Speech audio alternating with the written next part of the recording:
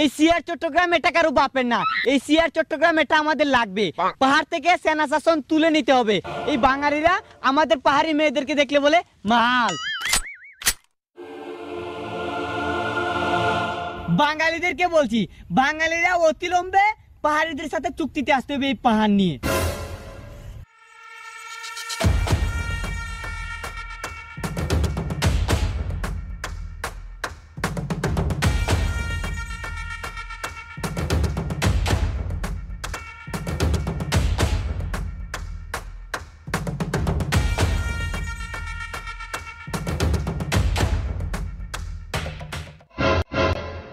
এত দেরি হলো কেন?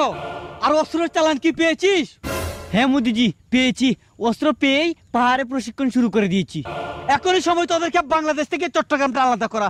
আমরা তোদেরকে সর্বাত্মক সহায়তা করব। দুই একটা জায়গায় শুধু সন্ত্রাসী ঘটনা ঘটা।